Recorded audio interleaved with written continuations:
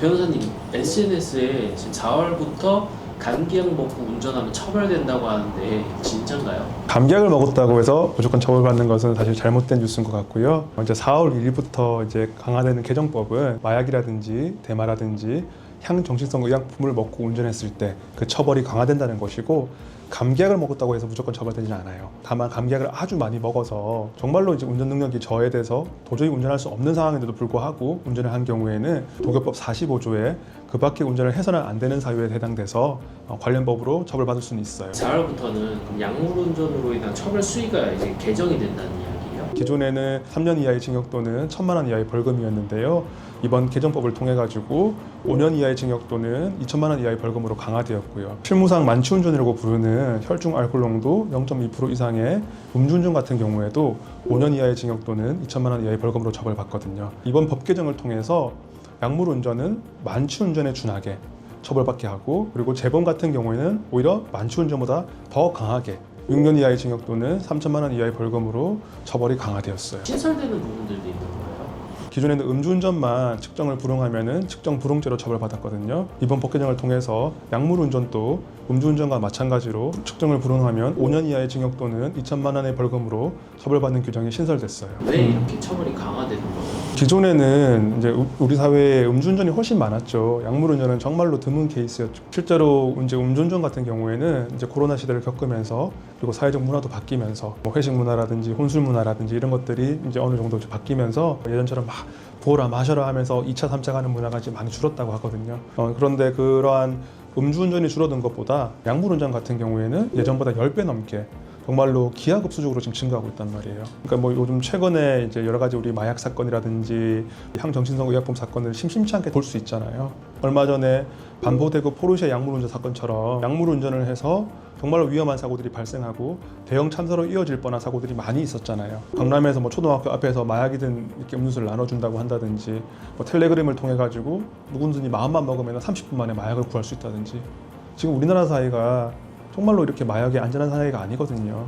그런 것들이 지금 주기적으로 뉴스에 보도되고 있다는 것은 실제로는 훨씬 더 광범위하게 퍼져 있다는 거예요. 이런 것에 대해서 더욱 규제하고 더 강하게 처벌해서 어떤 위하력 이런 것들을 억제하려고 지금 하고 있는 부분이 있는 것이고요. 그리고 이런 법 개정은 국민에 대해서 처벌을 할 수 있는, 국가의 형법권을 행사할 수 있는 법 개정이잖아요. 이러한 법률은 재형법정주에 따라서 그 요건이 명확해야 돼요. 그렇기 때문에 이번에 법 개정을 통해서 처벌 수위를 올리는 것도 있지만 조금 더 법률을 좀 명확하기 위해서 어떤 마약류라든지 대마류라든지 향정신성 의약품이라든지 구체적인 어떤 요건 정리를 한 것 같아요. 그래서 이런 것들은 먹고 운전하는 것 자체로만으로도 이제 금지하고 처벌하는 거죠. 이렇게 이제 명확해져야 돼요. 감기약 같은 경우에는 사실 그 안에 수백 수천 가지 성분이 들어갈 수 있는 거잖아요. 그러니까 감기약을 먹으면 처벌된다. 이것은 사실 이제 불가능한 행위인 거죠. 정확하게 이 감기약에 들어가 있던 어떤 성분, 그것이 향정신성 의약품에 들어간다고 하면은 그 성분으로서 규제할 수 있겠죠.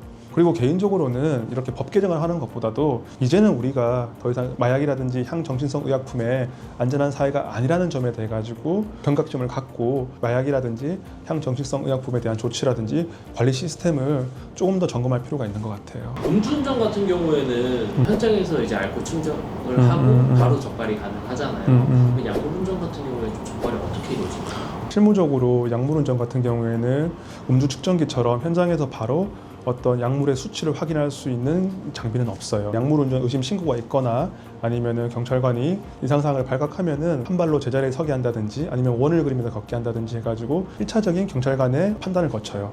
현장 테스트에서 이상한 점이 발견되면은 보통 타액 검사로 이어지거든요. 타액 검사는 어떤 그 특정 약물에 대해서만 그 반응을 확인할 수 있어요. 타액 검사에도 확인되는 경우도 있지만 확인되지 않는 경우도 많이 있거든요. 결국은 체열이라든지 소변 검사를 해서 국과소에 보낸 다음에 국과소의 조사 결과가 나온 다음에 그 검사 결과에 따라서 조사를 진행할 수밖에 없어요. 변호사님 보셨을 때 이 법이 좀 문제되는 점은 있어 보이지 않으세요? 아무래도 좀 개정법이다 보니까 여러 가지 면에서 좀 다듬어 갈 부분들이 있겠죠. 음주운전 같은 경우에는 음주의 수치에 따라서 처벌의 정도가 바뀌잖아요. 약물운전 같은 경우에는 이러한 약물을 먹은 다음에 운전한 것 자체로 처벌받을 수 있지만은 그 처벌의 정도를 결정할 때 조금 애매한 부분이 있는 것 같아요. 예를 들면은 아주 거구의 성인 남성 같은 경우에는 아주 뭐 미량의 약물을 먹었을 때 운전에 지장이 없을 수도 있잖아요. 그렇지만 또 예를 들면 체구가 아주 왜소한 여성 같은 경우에는 소량의 약물이지만은 또 그것을 먹었을 때 심각하게 운전 능력이 저하될 수도 있는 거잖아요.